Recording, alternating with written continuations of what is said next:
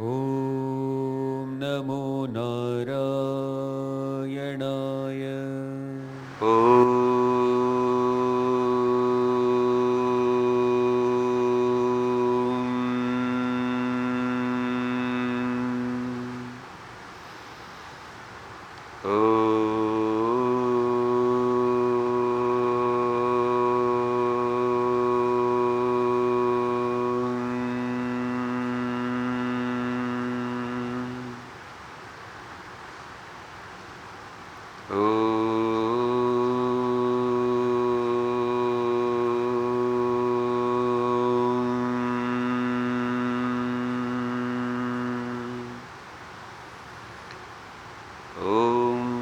Sahana Vavatu Sahano Bhunaktu Sahaviryam Karavavahai Tejasvinavadhitamastu Mavid Vishavahai. Om Shanti Shanti Shanti. Om Shri Ganeshaya Namaha. Om Shri Saraswati Namaha. Om Shri Gurubhyo Namaha. Om Samasta Jana Kalyani Niratam Karunamayam Namami Chinmayam Devam Sadgurum Brahma Vidvaram. Om Satchidananda Rupaya Vishvotpatyadihetave Tapatraya Vinashaya Shri Krishnaya Vayam Namaha. Om Sadashiva Samarambham Shankaracharya Madhyamam Asmadacharya Paryantam Vande Guru Paramparam. Harihi Om.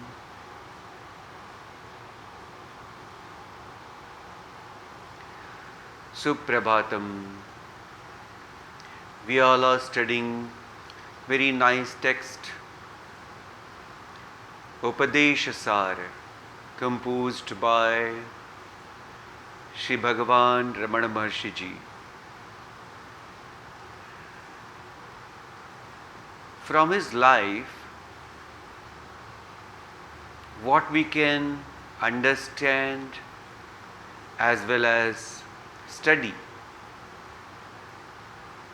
Ramana Maharshi Ji, look at his voice, look at his life.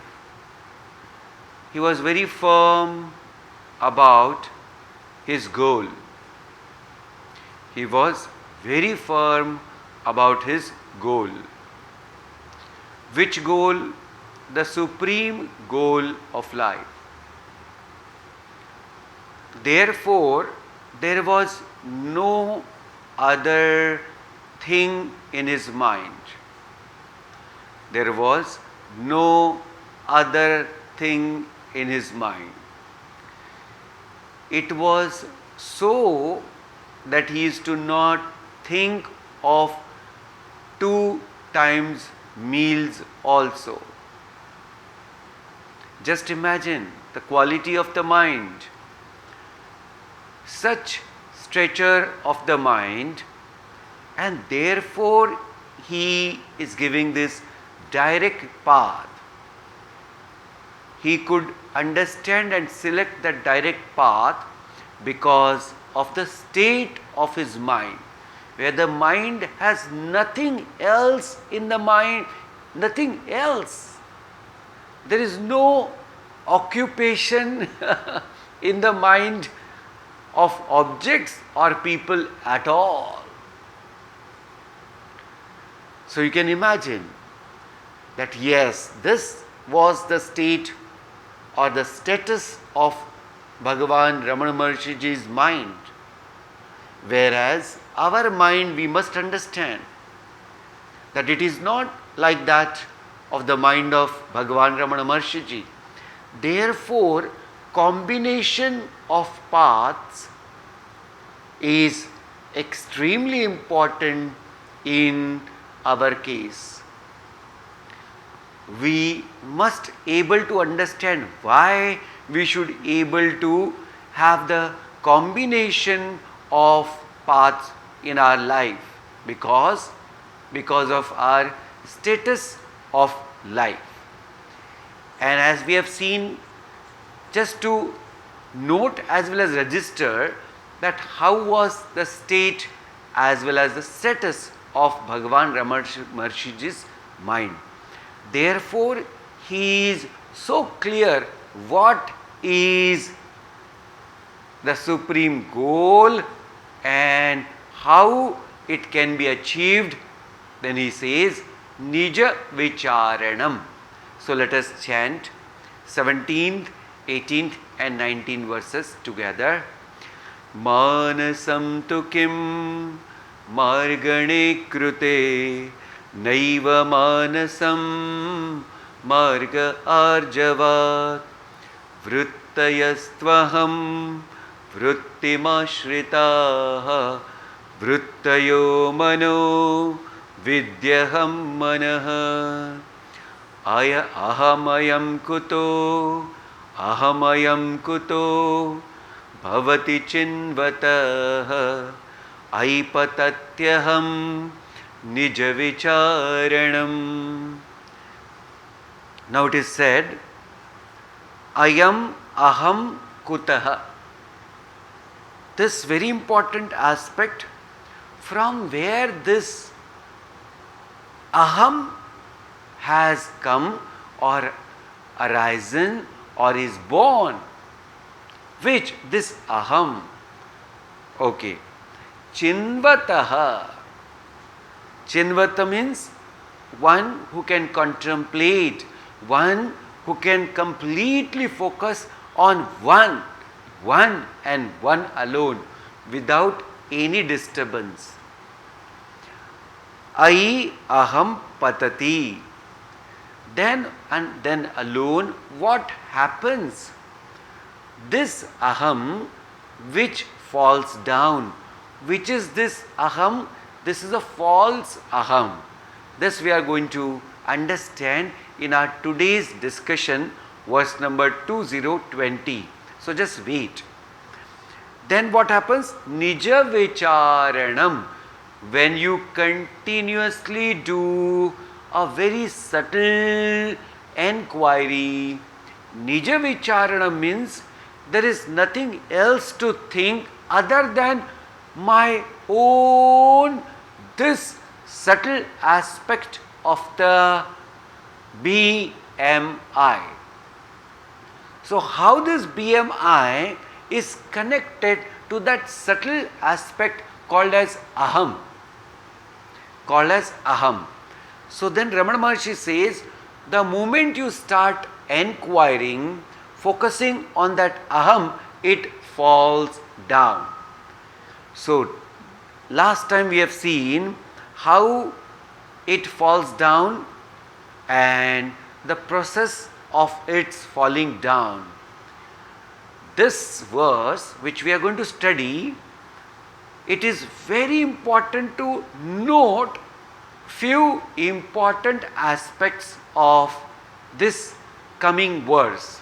So let us start this verse number 2020. Ahaminashabhajahamaham taya. Ahaminashabhajahamaham taya. Spuratirutsvayam paramapurnasat. Spuratirutsvayam paramapurnasat. First, we are going to see free flowing translation. Ahami nasha bhaji. That is the first statement. Ahami nasha bhaji. What is the meaning? When ahankar is destroyed. When ahankar is destroyed. Ahami nasha bhaji. Then what happens? Then parama purna sat spurati. Spurati means shine forth. What shine forth?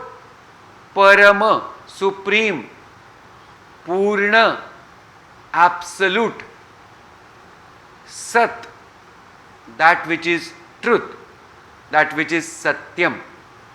So what shines forth? That truth which is supreme, that which is absolute, one without the second. What is its support? Swayam Rut. There is no support. It is independent of its own. This one has to know. It is not because of any support.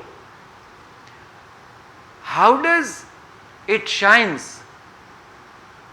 Aham, aham taya, aham, aham taya, as I,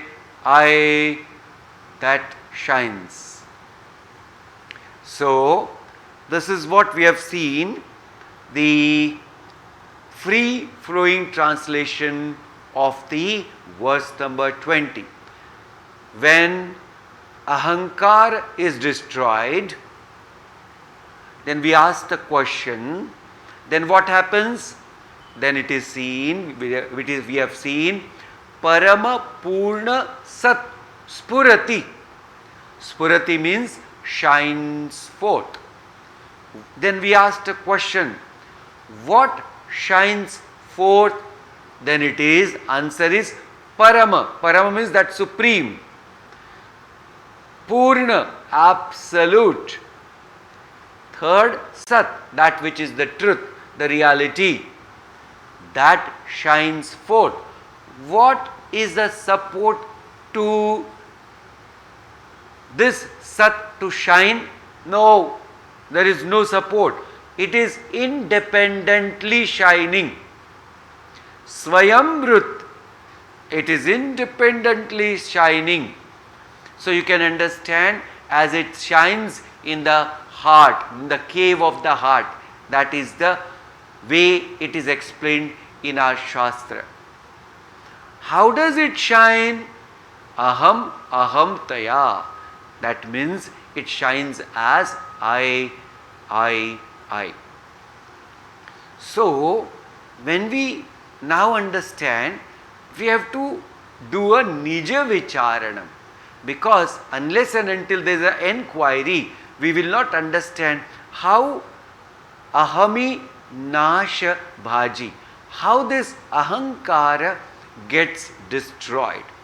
So one by one step we are going to understand. It's an analysis. Please note it.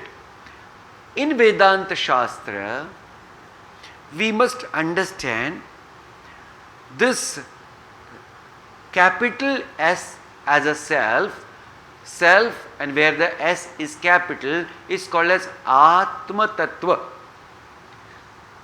Atma Tattva. How is this Atma Tattva? How is this Atma Tattva? This is one without the second. Make your mind very clear about the concepts. Atma Tattva is one without the second. Okay. Then we see many. Right? We see many. What is this manyness? Now understand. Right from the beginning, what is our impression of the mind? What is our impression of the mind? Focus, or just pay attention, or go back to your own childhood. What happened there? There it is completely told or taught to us, this body is me. What is taught to all of us? This body is me. Me means what? I exist as this body. Okay. And the name of this body is so and so. This is our impression. Please note it now.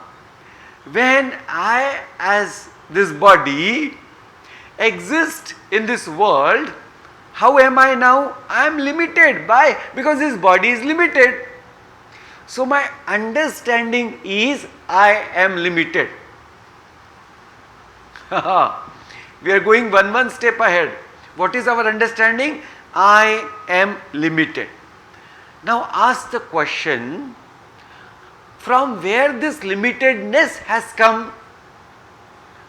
So this limitedness has come because of ignorance. Because of his ignorance. This ignorance has come from where? I am just asking question and answering one by one. This ignorance has come from where? So this ignorance is nothing but Maya.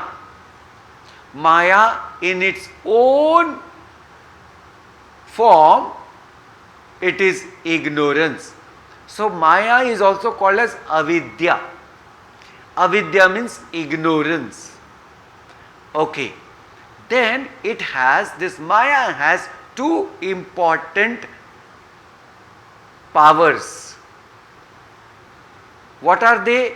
One power is called as Avarana Shakti, veiling power. Avarana Shakti, veiling power. Second is called as Vikshepa Shakti, called as projecting power, projection power. Okay, so what it does, it covers the truth. It covers the truth and it projects the untruth. Now, our question was, how do I see many? It is because of the projection of this Maya, because of its power, which is called as Vikshepa Shakti. So, because of the Vikshepa Shakti, we see manyness. Okay, this is one aspect. How is this combination of the self and the Maya? This combination is called as unholy wedlock. This combination is called as unholy wedlock. That is how Pujya Gurudev Swami Chinmayananda Ji explains that this combination is unholy wedlock. To understand this unholy wedlock, we must understand why Pujya Gurudev said this. Self, that is called as Atma Tattva, is pure, is absolutely pure, and there cannot be a contamination in this pure self. But it appears so. It appears so, it is covered with this Maya Tattva, this ignorance. It appears so. So this Maya has a peculiar function. What? Aghatita ghatana patiyasi Maya. Aghatita ghatana patiyasi Maya. That which is not possible to happen, that which is not possible to happen, it makes it happen. It makes it happen. That is a peculiarity of this Maya Tattva. It is impossible to happen. Now, one must understand, because of this peculiarity, what happened? There is one so-called as illusory I is developed. Illusory I is developed.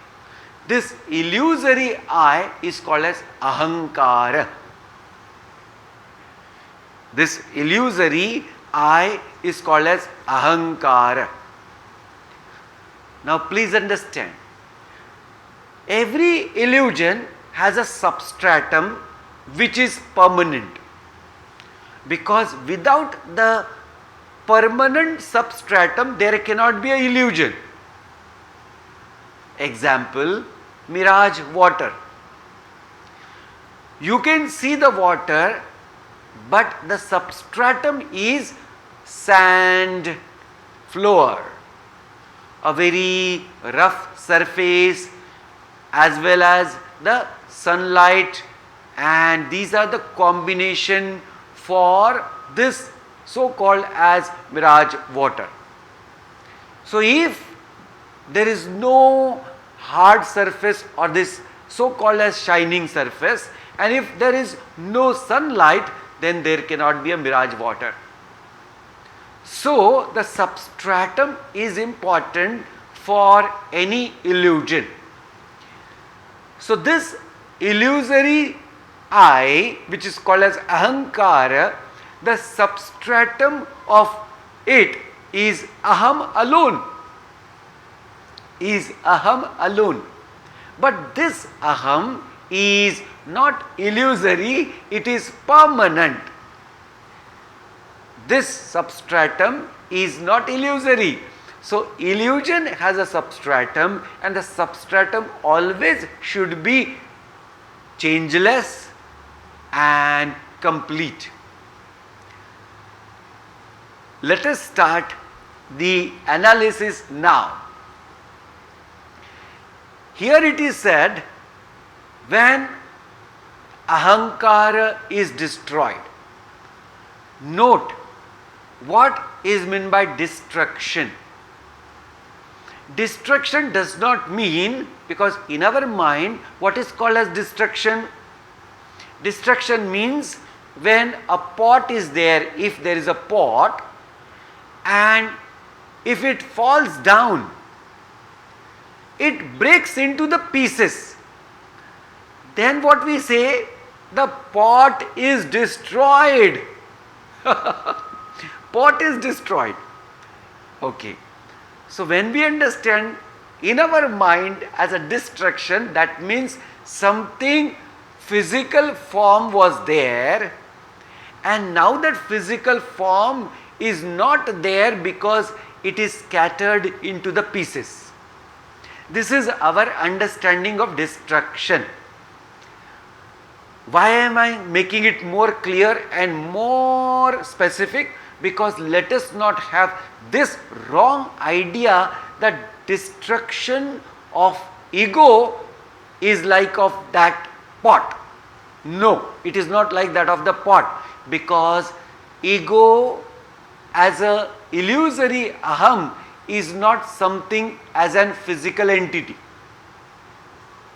Because this n number of people join with us, and some people are are beginners, so they don't understand if we directly go to explain what is destruction. That's why very stepwise I am going ahead. So the destruction is not as that of the physical any sort of entity, but this destruction is, now I am giving an example. Two examples I will give first. First example is blueness of the sky. Blueness of the sky.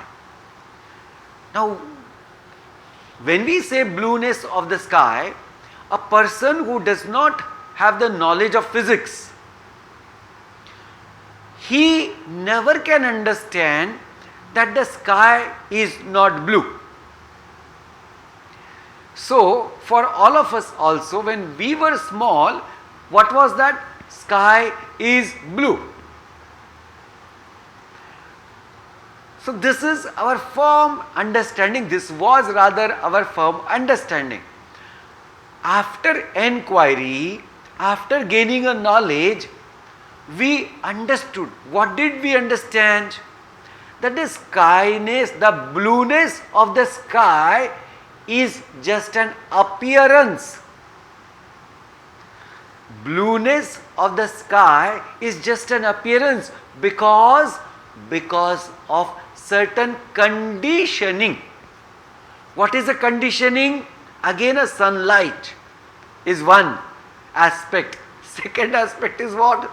Second aspect, the dust particles in the atmosphere. and so on. And because of this conditioning, the space appears to be blue. Now ask the question, is the space blue? Answer is no.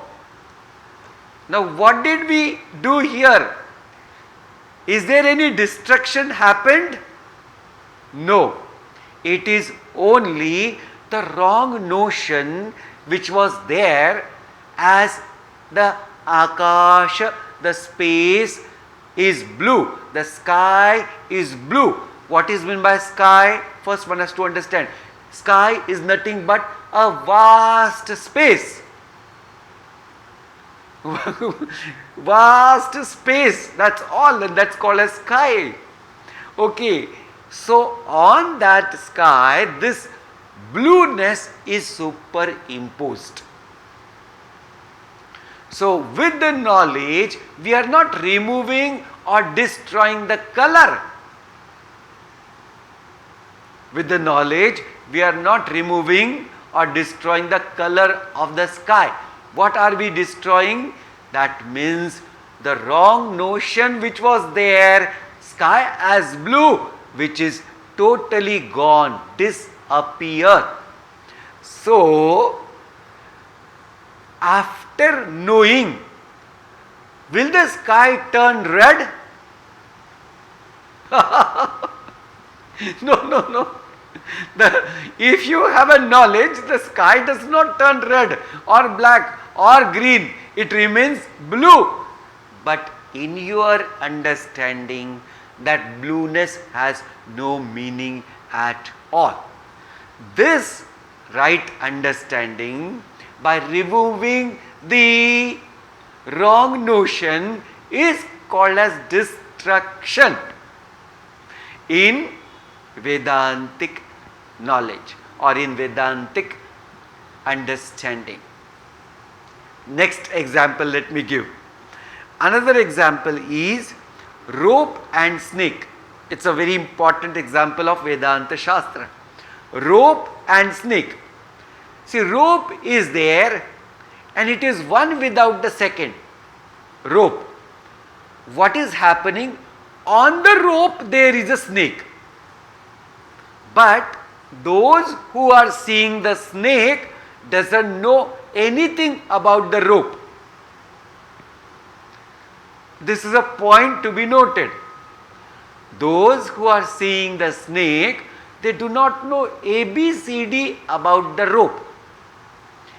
Now, two important technical terms we have to understand. This snake is called as adhyasa. What is this? Adhyasa. Adhyas. Adhyas means, now I am going to split this word. Asa adhi. Asa means it is. Adhi means on top of it. So, on top of it, it is there. On what top it is there, then that is called as adhishthana. So what is a adhishthana? Rope is a adhishthana.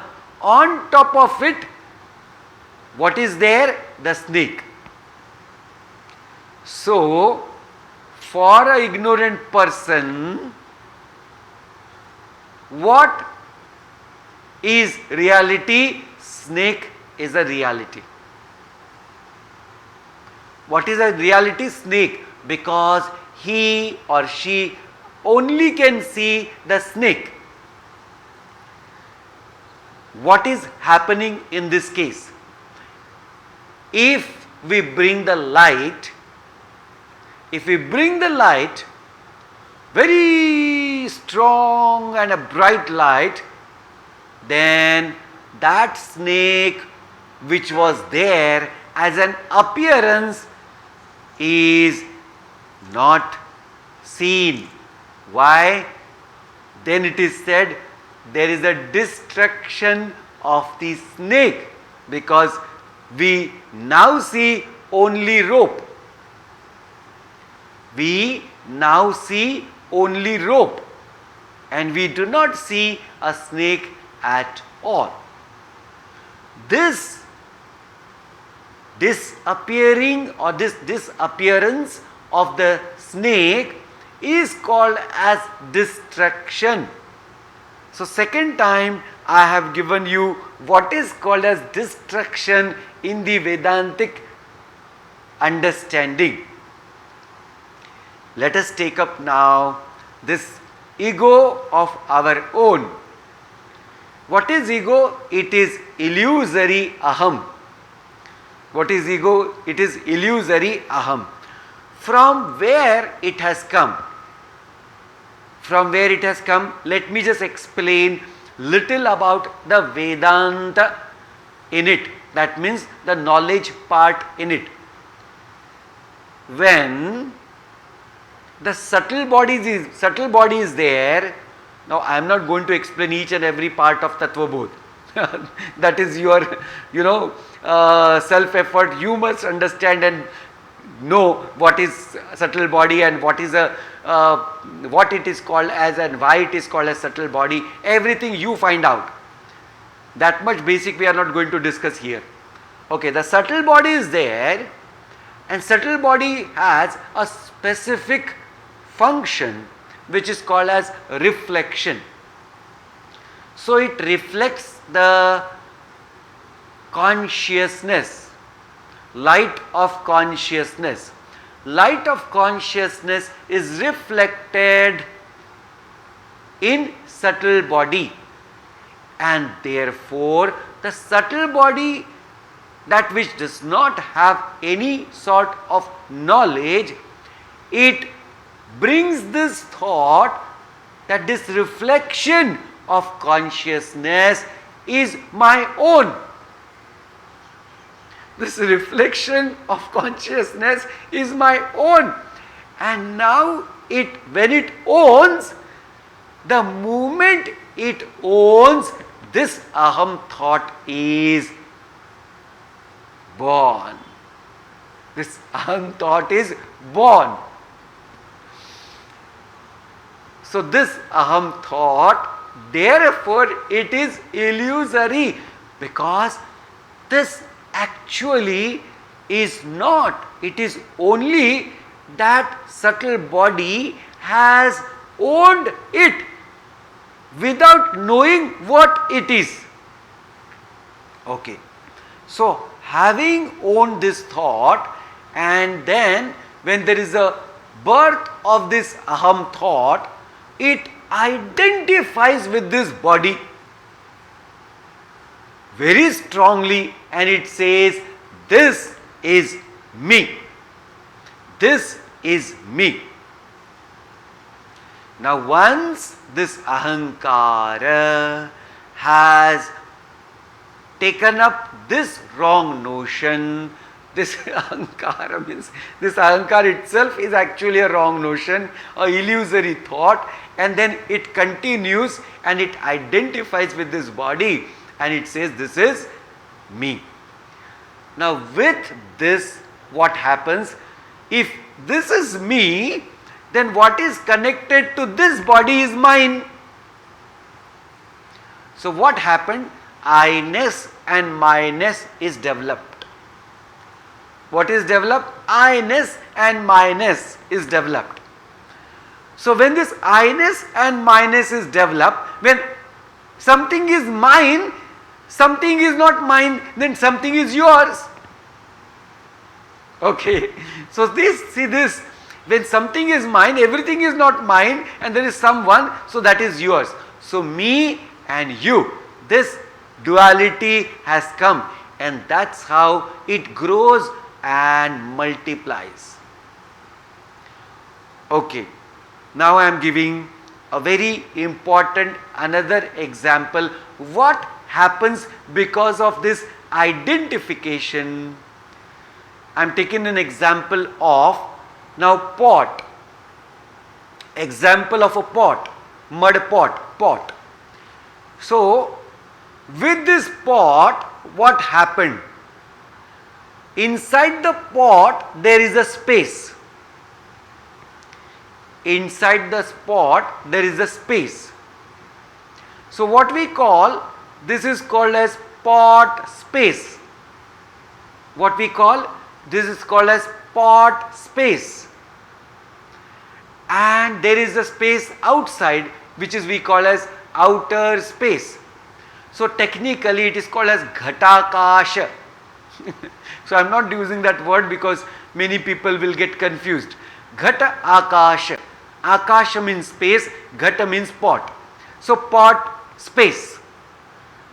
Please note, because of the conditioning of the pot, the space got conditioned. Hope this point you will understand and make it clear in your understanding. Because of the pot, conditioning of the pot, the space is conditioned. What is the result? Now, this, because of the conditioning, there is limitedness developed. Limitedness developed. This is a Vedantic very important point. Limitedness developed. What is this limitedness? This is called as conditioned by time, space and object. Conditioned by time, space and object.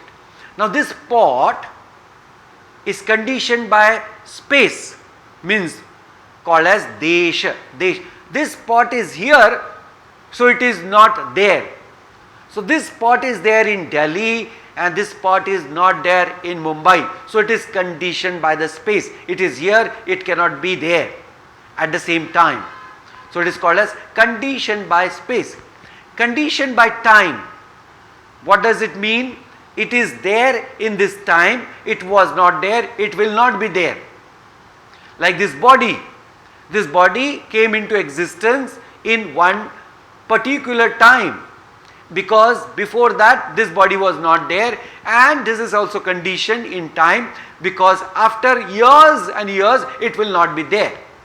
And who knows tomorrow will it be there or not.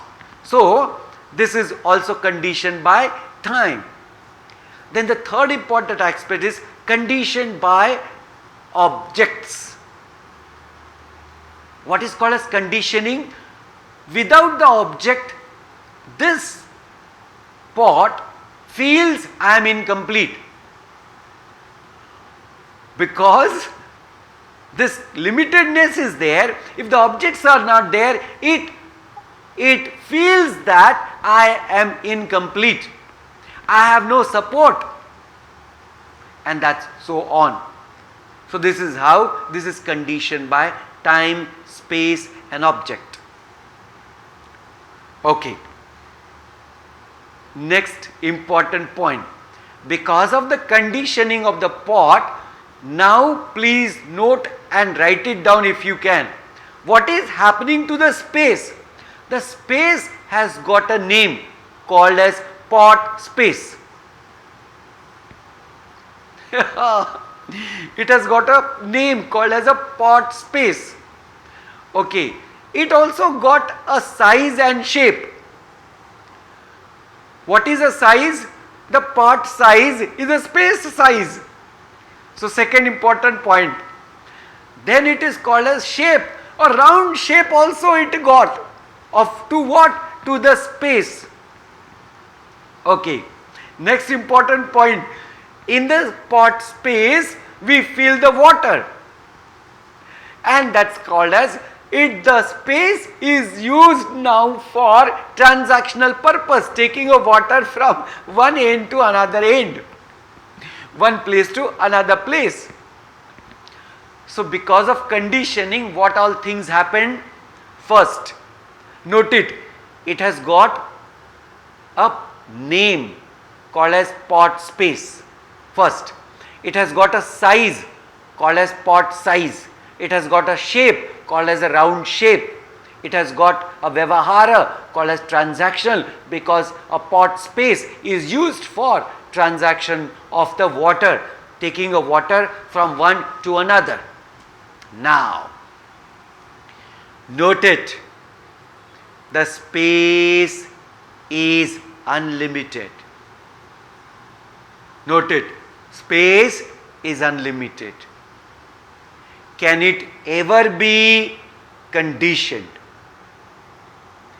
Can it ever be conditioned? Answer is no. Therefore, because of the conditioning of the wall of the pot, that means because of the conditioning of the pot, it appears alone that the space is conditioned, appears. And it is nothing happened to the space.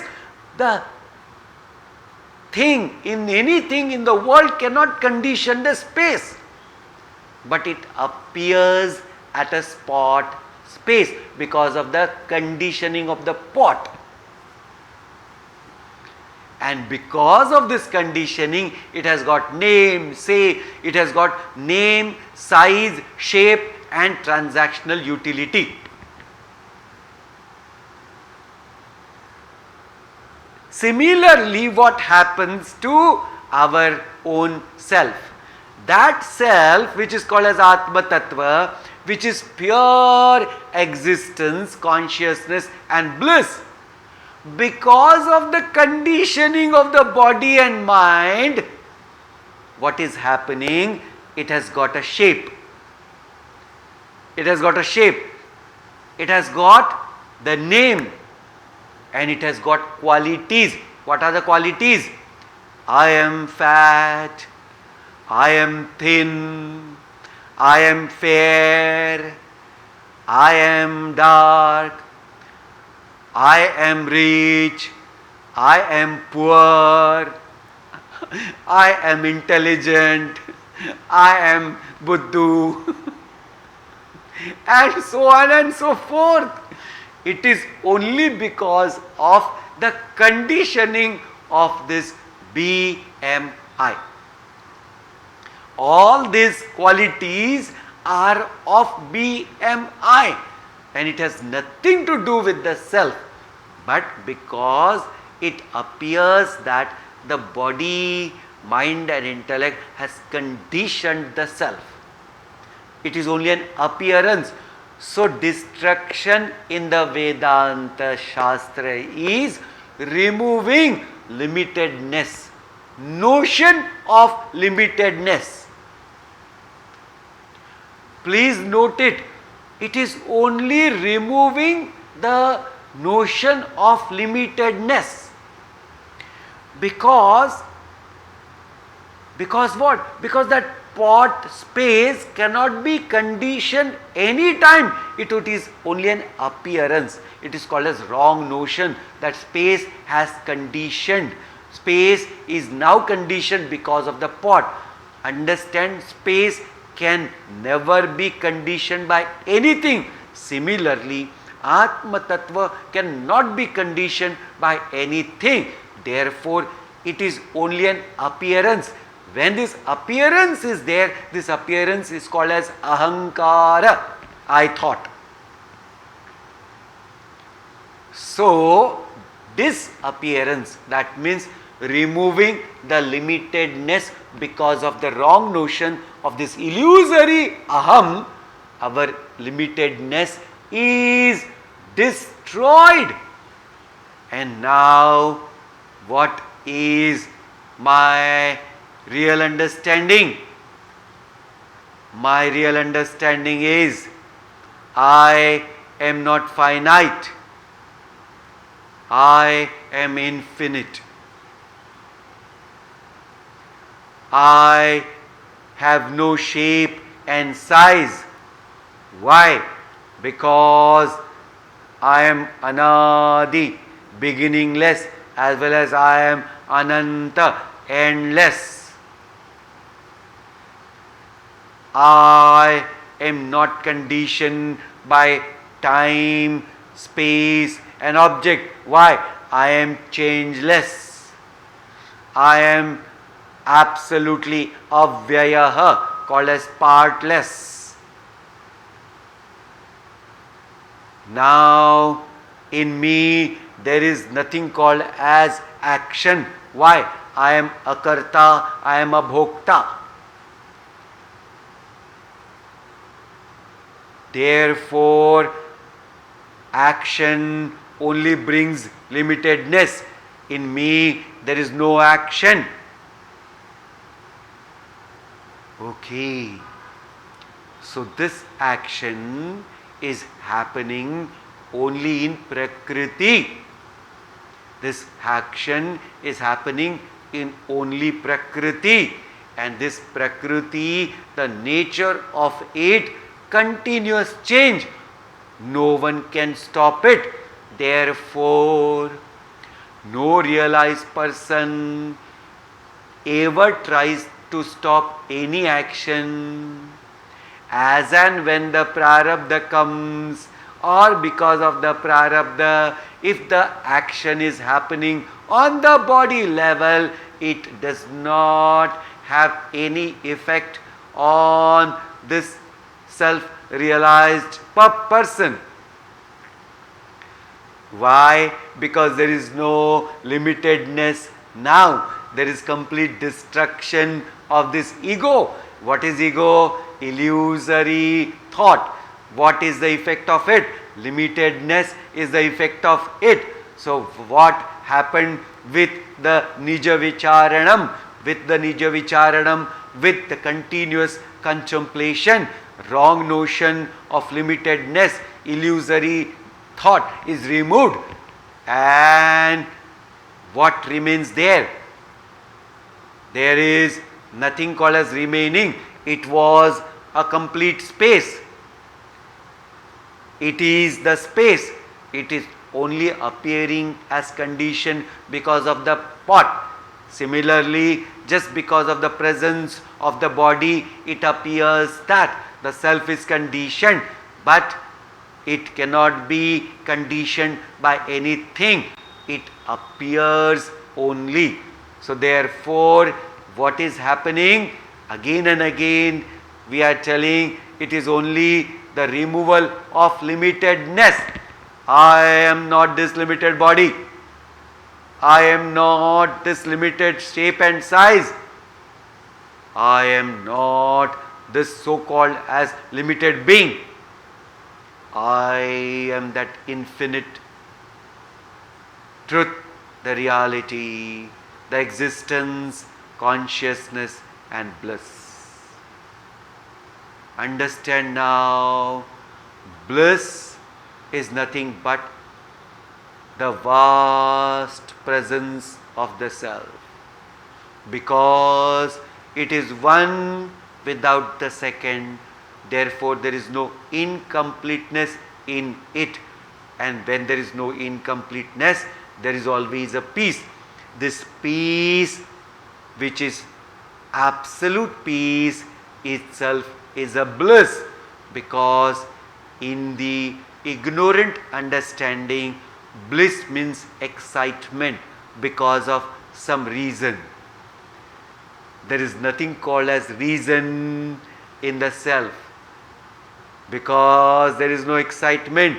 Why? Because there is no anotherness. There is no call as otherness. There is no otherness. There is no duality. So when there is no duality, there cannot be an excitement at all. Excitement only is possible because of something that which is different than us. Just put your mind in it, yes or no. Because when there is something called as object coming to us which we never had, then we say, my God, I got it. Oh, what did you get? That which is it, that which was not there with you. This is called as wrong understanding. So excitement, that which we call as joy, from the ignorant standpoint, is just because of the duality aspect. Once this duality aspect is removed by wrong notion, by right thinking, the wrong notion of duality is removed, what remains? The infinite self. And this is how it is called as destruction of the ego. It is called as the ego is not destroyed as that of any physical entity, but it is falsified. falsification is a word. Falsified. The ego is falsified. Once the ego is falsified, it cannot generate any sort of negativity at all, because that function it was doing as that of the concrete ego, now that concreteness is gone and it only appears just as a appearance, as that of the blueness, as that of the pot space, as that of the mirage water. It will remain there, but it is falsified because now that limitedness is destroyed by the right knowledge of the self. And this is how aham, that is the substratum which is experienced. It is not actual an experience, but I have to use the word it is experience because it is now one without the second.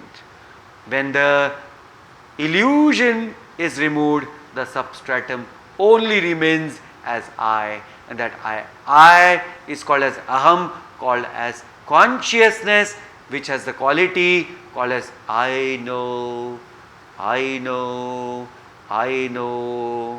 What is I know? I know my own self. That's the reality. Om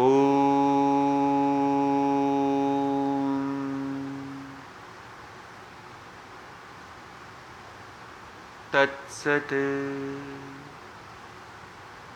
Let us close our eyes. Focus directly on your mind, which is one pointed now.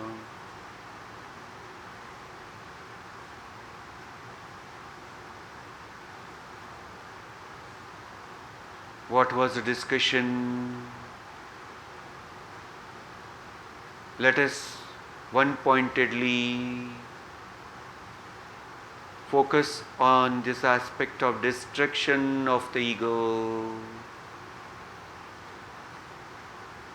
First, we have understood what is this ego. Ego is nothing but an illusory thought. It is just an illusory aham. In Vedanta it is called as mithya aham. So all illusion has its substratum. So this aham as a ahankara has a substratum of aham as Paramapurna Sat. Today we may not experience that infinite aham because of the illusion that which is created of limitedness. So we have seen this example of pot and pot space.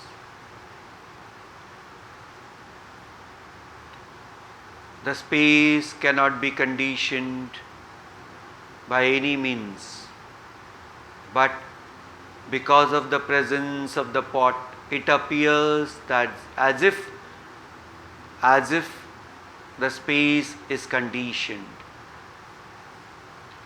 The moment this conditioning thought is there, this space has got now name as a pot space.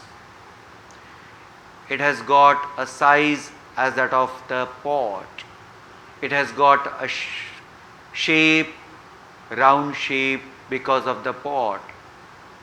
It has also got the utility aspect because the water gets filled inside the pot, and the space is now carrying the water. as if all this is just because of conditioning. Similarly, this illusory thought conditions body, mind and intellect, and the effect of it is limitedness. This body has limited power, this body has limited money, this body has limited space, and so on. So with right knowledge, this limitedness is removed. So what is the distraction? Distraction is falsification of illusory thought. Once it is falsified, then we as this consciousness shine forth. I as consciousness shine forth. Aham, aham taya, parama purna sat. That which is supreme, that which is absolute, one without the second, that which is the universal truth.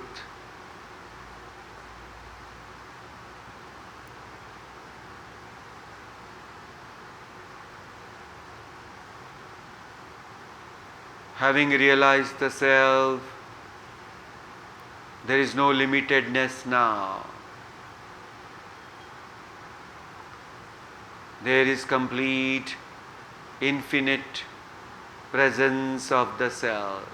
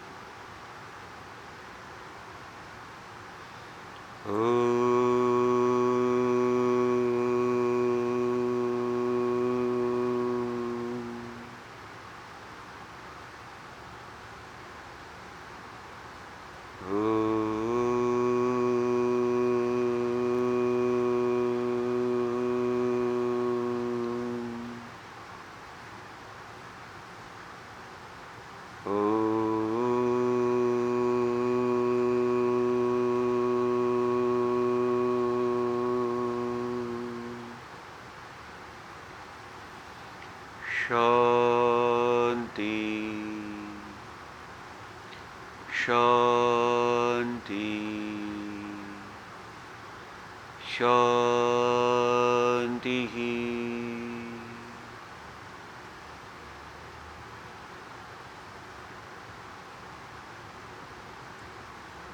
Have a complete gratitude for the Almighty Lord for giving us this knowledge and this beautiful moment of life.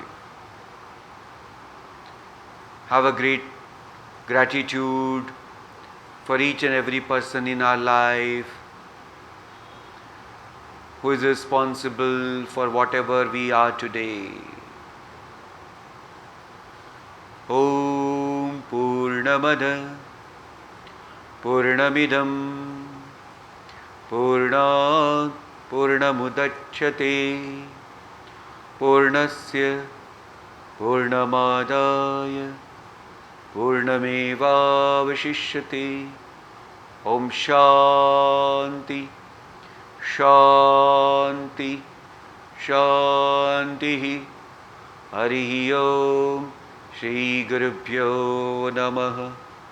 Harihi Om. Om Namo Narayana Shivaya.